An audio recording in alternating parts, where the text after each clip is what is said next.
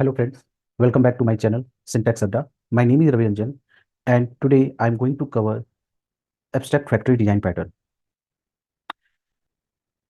In this section, we are going to discuss on abstract factory design pattern. Okay, so in the last section we discussed about the factory design pattern, right? So where we were able to create the object, right, without knowing the logic like how that object was created, right? That was the factory design pattern. Now, what is this abstract factory design pattern? This is also a you know creational design pattern, right? Why? Because it is going to help you to get the object, right? So this is also a creational design pattern, right, which provides you the interface. Okay, it will provide you the interface. It will provide you the interface so that you can create the dependent objects. Okay, so that you can create the dependent objects. What does it mean? Let's see with an example. So let's say this is the phone factory. Okay, so this is the phone factory, right? And we have different part of phone. So let's say we have camera, right? We have chip, then we have you know uh, screen guard, etc., right? Let's say these are the interface. Okay, so these are interface, and your phone factory is also an interface because we don't know how they manufacture different type of phone. So let's say this factory is manufacturing Android phone. So two variation, right? One is Android phone and one is your iPhone. Okay, so if I want to, let's say I want the Android phone camera object, right?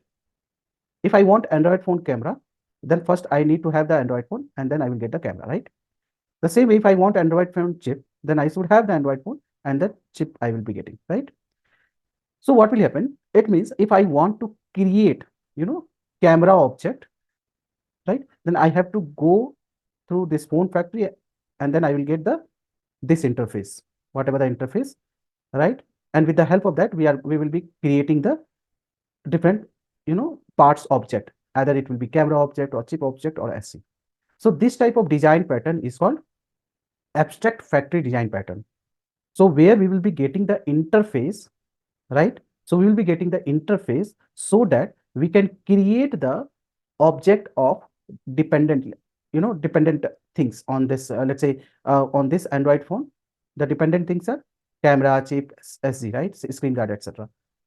So this is called your abstract factory design pattern. So let's see, this is an example. So let's open the workspace and I will create a new project. I'll say abstract factory design pattern. Okay, yes, in this window. So this project is created. Now first let's define the different parts of the phone. So let's say I'm creating one camera. So camera is what? Interface, because now this camera will have the specific some features, right? And that will be implemented by different type of phone. Either it will be your Android phone or your iPhone, right? So I will say it will have one abstract method. Let's say flash. So camera will flash, right? And then this camera, right, this camera will be implemented by different you know uh, class. So let's say I will create let me create one more parts one more part of phone, and let's say this is your screen guard. Okay, and this will be your interface. And what will be the feature? Let's say wide guard, right? And this will be the abstract. Now let's create android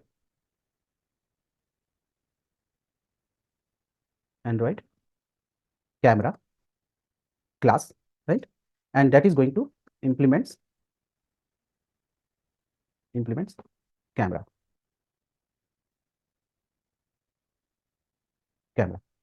Okay, so we have to implement this. right? So we'll click on OK, and we'll just print some message, system dot out dot println, and let's say, sorry, let's say Android, camera. Okay, so this is Android camera. Let's create another class, and this time we'll call it Android screen guard. Let's call it SG. Okay, and this class is going to implement your screen guard. Then we'll implement the method guard, and I will say system dot out dot println, and I will say Android screen guard. Okay, now similarly I will create one more type of phone. Let's say that is iPhone. Okay, iPhone camera, right? And this is going to implement your camera, and let's implement the method. Okay, system dot out dot println, and I will say iPhone camera. Okay, and similarly one more object class I will implementation class I will create. I'll say iPhone screen guard. Okay, and this is going to implement your screen guard. Okay, so let's implement this. So, and then we can type system dot out dot println, and I'll say iPhone screen guard, right? So these are the implementation class for screen guard and camera for different variation or different type of phone, right? So these are the two things. Now we'll have one class which will be a phone factory. Okay, and that will be your interface. So phone factory, and let's say this says having, it is going to return you camera, and I'll say create camera. It will create the camera, and then screen guard, create screen guard, right? So this is your abstract factory interface. Okay, now let's create phone now. So what we are doing right now, so we created two two interface class, that is camera and screen guard, right? Camera and screen guard, right?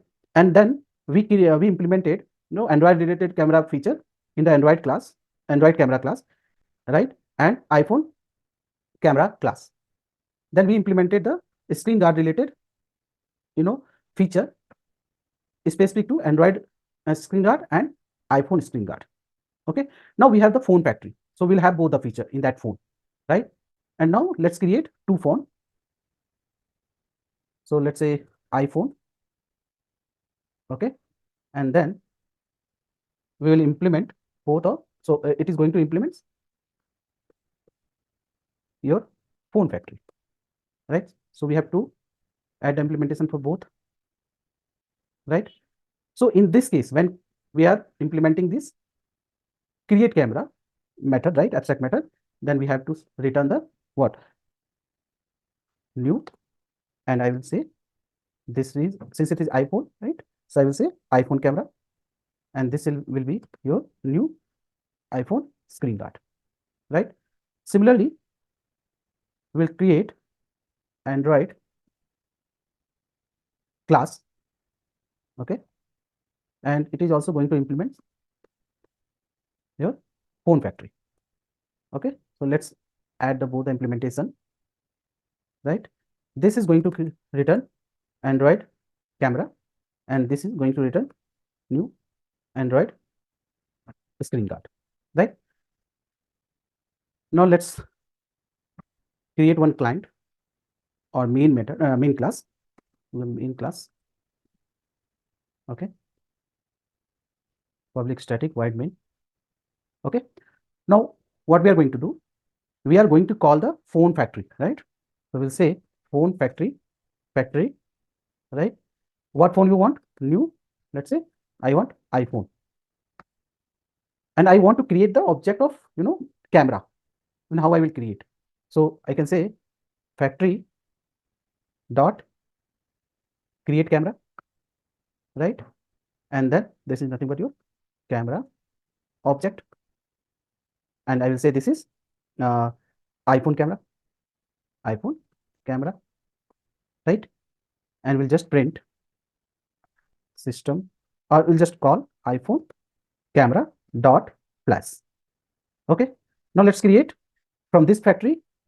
Now let's create factory dot create screen guard. Okay. So it will give you the object of screen guard. Screen guard. I will say iPhone screen guard equal to this, and then iPhone screen guard dot guard.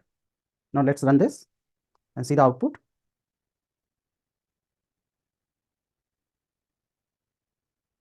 So we are able to successfully create the object of camera, right? And also we are able to call the feature which is available in camera and screen guard, right?